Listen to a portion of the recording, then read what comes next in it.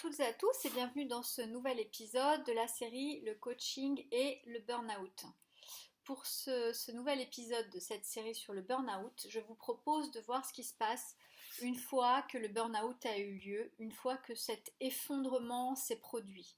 C'est-à-dire qu'il y a eu toute une phase dont on a parlé dans l'épisode précédent et ça y est, la goutte a fait déborder le vase, c'est comme une explosion, un arrêt sur image, rien ne peut plus être comme avant, c'est un point de non-retour, c'est un point de rupture. Quelque chose a cassé, quelque chose a brûlé et la personne se retrouve effondrée, épuisée.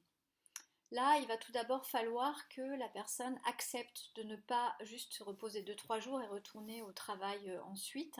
Il va falloir qu'elle accepte d'être dans cet état de fatigue intense qui l'empêche de faire comme d'habitude.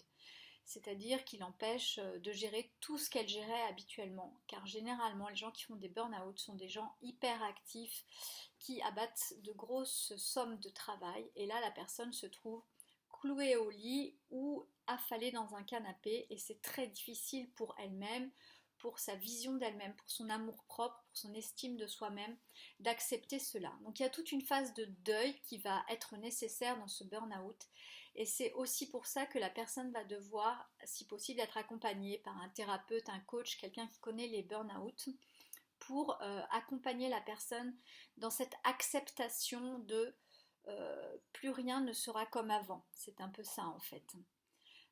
Voilà. Et la personne va se retrouver dans un état d'épuisement intense. Je ne sais pas si vous connaissez l'image des petites cuillères. Chaque jour, on se réveille chacun avec un nombre de petites cuillères à disposition. Par exemple, moi j'ai 100 petites cuillères à disposition les jours où je suis en forme. Donc j'ai 3 petites cuillères pour faire à manger, 5 petites cuillères pour aller chercher mes enfants à l'école, 5 petites cuillères pour faire les devoirs, 20 petites cuillères pour écrire ce doc important que j'ai à rendre demain, 30 petites cuillères pour gérer un conflit important avec une personne, etc., etc. La personne qui a fait un burn-out se retrouve généralement au lendemain de son burn-out avec 3-4 petites cuillères à disposition. Et vous pouvez imaginer comme c'est terrible et frustrant pour elle de n'avoir que cette capacité-là à sa disposition. Donc ça, c'est juste pour que vous compreniez l'effet que ça peut faire. Et donc cette personne va devoir aussi accepter le regard extérieur, le regard d'autrui, le regard de ses proches déjà, et puis le regard de ses collègues, le regard de ses supérieurs hiérarchiques. C'est comme...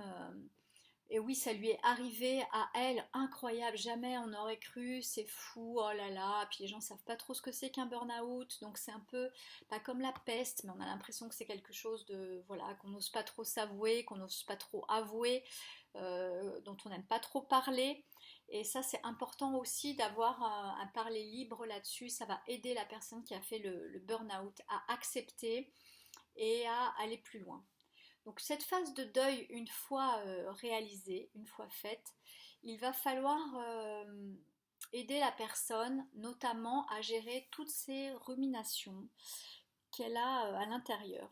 Parce qu'elle est épuisée physiquement, mais par contre, à l'intérieur, dans sa tête, il y a toujours ces ruminations sans arrêt, ce combat, cette lutte qui ne s'arrête pas de tu dois faire ça, et là tu t'es fait avoir, et là c'est pas normal, et ce besoin aussi d'équité, de voilà.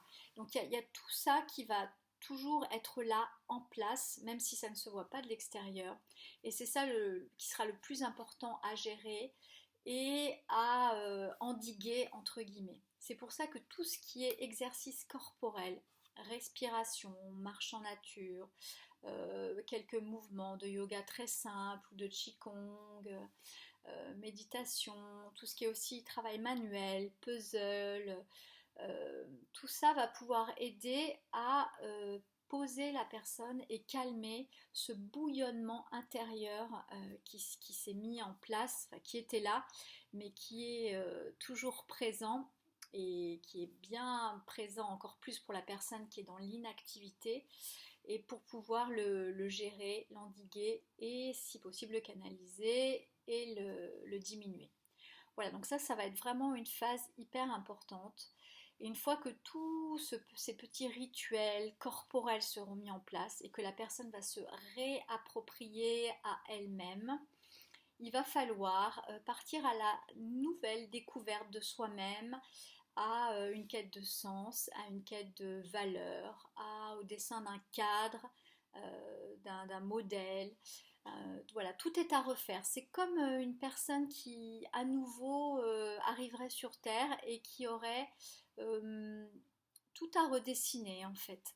Et donc là, l'aide d'un thérapeute va également être très importante et le thérapeute va aider la personne à, à définir ce qui est vraiment important pour elle, ce qui lui donne de la joie. Car la personne qui a fait le burn-out, elle a du mal à ressentir de la joie, à avoir envie de faire des choses, à avoir de l'enthousiasme, à tout ça, c'est comme disparu et il va falloir réamorcer ça en fait. Voilà, donc ça c'est très compliqué aussi. Et le thérapeute va être là pour réamorcer tout ça, reconstruire tout ça, mettre cela en place. La personne va se définir un nouveau champ de valeurs, va donner un nouveau sens à sa vie, va se réapproprier des choses qui étaient là en elle, mais qui avaient un couvercle sur la tête et qui ne pouvaient plus s'exprimer, et qui à force d'étouffer ont fini par exploser. Et donc ça va pouvoir enfin voir le jour, ça va pouvoir enfin s'exprimer. Cette part-là de la personne va enfin pouvoir trouver la parole. Et donc petit à petit, on va construire un nouveau tableau, un nouveau cadre de vie, de nouvelles envies. La personne va pouvoir trouver un sens nouveau à sa vie et définir comment elle aimerait vivre.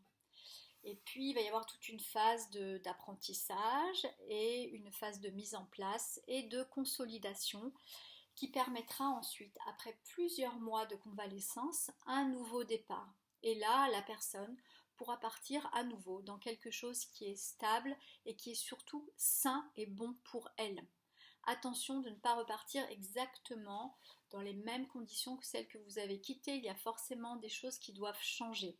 Voilà, attention de ne pas croire que tout peut repartir comme avant, ce serait vraiment une erreur. Donc voilà pour ce qui est vraiment de la phase de burn-out. J'ai essayé un peu d'écrire avec ce qui me venait le processus du burn-out quand vraiment il est en place et toute cette phase de convalescence difficile pour la personne.